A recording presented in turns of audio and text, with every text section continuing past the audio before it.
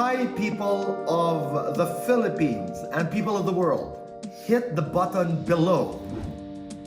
And you will be subscribing to the Boy Abunda Talk channel on YouTube. Let's keep talking.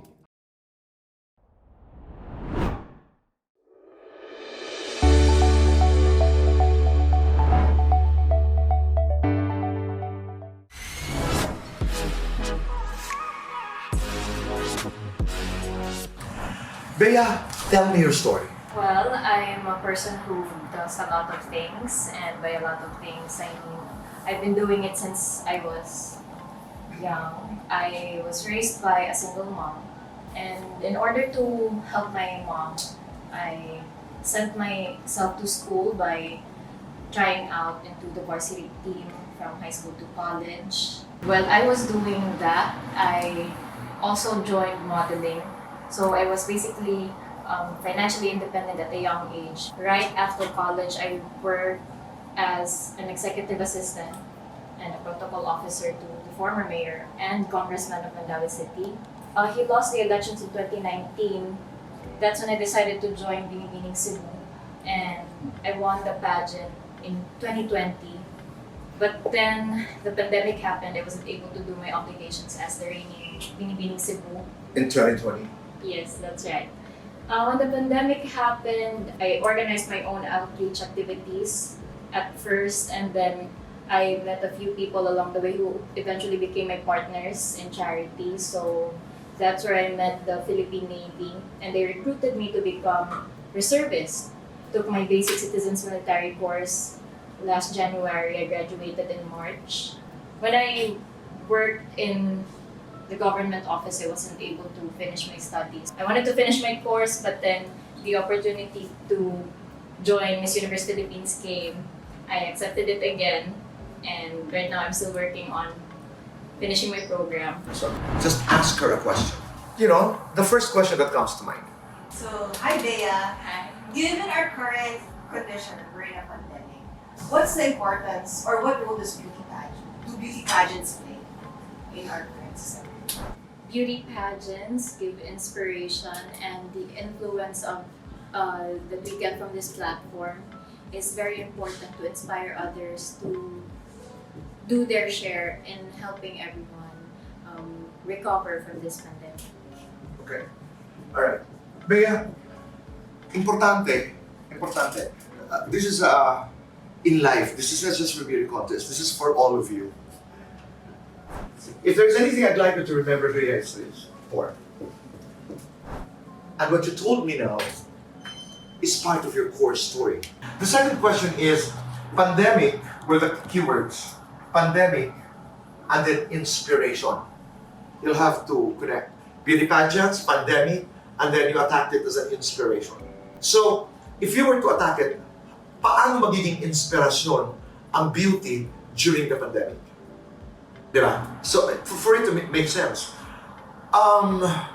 if I were to attack the question, I would have said, based on your story, it has been a lonely ride the last 2 years. Everybody was getting sick, people were dying. So people were crying, people were paranoid, people were worried. In my country, own it. In the Philippines, we're a beauty pageant country. And I think as a beauty queen, as one who went through a beauty pageant, I inspired so many people to smile. Again. Okay? So go to your core. Let me go to the next one. Very, very important words. In beauty pageants, or even outside beauty pageants, we use our instinct and our reason. Hindi nag-iisip, hindi nagpapagandahan. It's visceral. It's you're the first thing that comes to mind. And nothing intelligent. Don't be. Bea, the danger sometimes in Q&A is when you attempt to be always intelligent. Don't. Be real. As opposed, Bea, to what we call rationality. It's the state of being logical. It's the state of being reasonable. Ito na yung matalino. As opposed to instinct. We say that in handling Q&A, the deadliest is the combination of those. Hindi yung, ang una mong, ano ko yung isasagot kung gusto nila? No way. No way. Oh, hindi. Just go to your words, just go to your core, just go to your instinct, and go to your rationality. Never look for approval, because the moment you look for approval and validation, that's where you fall. Ito, Bea, pag sinasabi nila, kasi Tito Boy, nag-mental block ako, I don't buy that. Not because I'm a trained public speaker, or not because I'm a teacher. May technique eh. Make sense. You know, anong senses natin? Eyes, ears, hearing, smelling, taste, and I will add feeling. The technique of make sense. Tanungin niyo ako ng isang tanong. Para lang may application ka. What's the best thing that happened to you today? I'll start with what I heard. Okay? Earlier today, I had the chance to do an interview with Ben. They did a song called Kapangyarihan. The best thing that happened to me today was listening to that story, because it reminded me of lives wasted because of violence, because of misuse of weapons. It may not be the best thing because it didn't make me laugh. It was the best thing because it made me think. Thank you. Kuha mo. The next one is very important. This is not original. Some people call this spell talk, others call this baby talk. I think this is one of the exercises in one famous university who does public speaking very well. They call it spell talk. Bea, halimbawa, I ask you this. Listen, I will spell it. HowareyoU.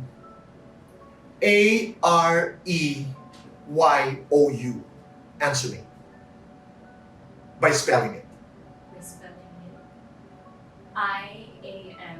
IAMHAPPY. Very good. Okay. When I was saying how are you and I was spelling it, you were focused on nothing but the words and the letters. You were not thinking about the question before that, or you were not worried about how you were going to answer that. You were just listening to the HOW. That's how you attack Q&A. You're only focused on the in the moment. And in the moment, it is only the question and you. That's all that matters. Nothing else. Okay. Ito ay napaka-importante din. We have what we call the power pose and the power declaration. Ang power pose, and this is also relevant to all of you who want to go into public speaking. Merong mga tao na nakakapagsalita ng balanse.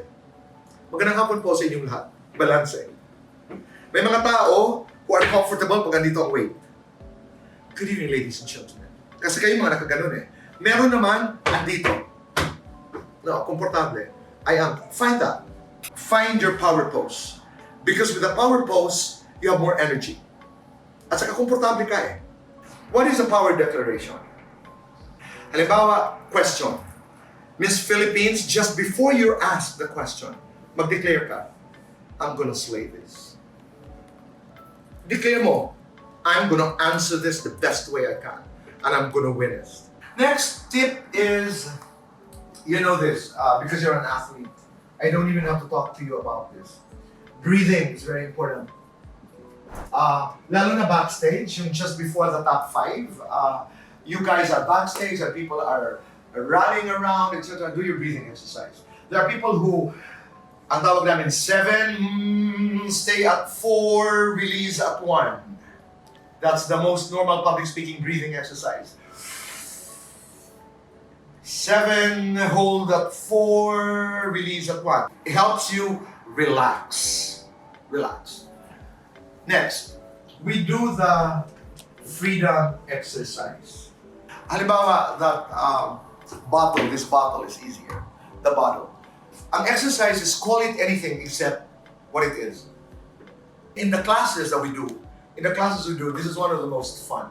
So, kalabaw, halaman, ballpen, you call it any name except for what it is. Ilibre mo lang ang sarili mo. Kasi di ba nakakapagod minsan just to be so right, just to be political. Call it anything. It relaxes you. And then you have a good laugh. You have a good laugh. Okay? That's called the freedom exercise. Kanina, I've been talking to you about research, about studying. Meron kaming technique, walls ang tawag namin. Watch, observe, learn, and then and only then speak. I have a friend who is who's a linguist. Sabi nga niya, boy, you know the movement right now in the world is not really, I'm not saying that bad English is encouraged, but what I'm saying is understandability comes ahead of grammar. For as long as maintindihan ka, tayo, we're very punishing, we're very strict. Ay, daw is singular. We're like that. Don't think about it. The important thing is you are trying to share an idea and you want to be understood. And my last point is basically just very simple. Bea, listen, listen, listen. And win.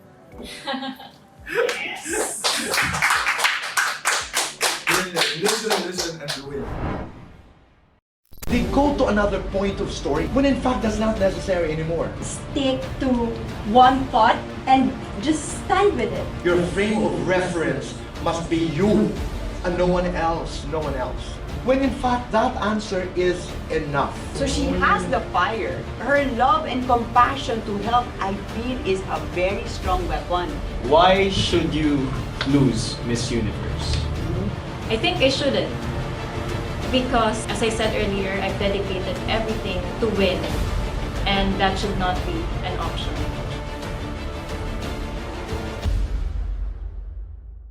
Hi, people of the Philippines and people of the world. Hit the button below.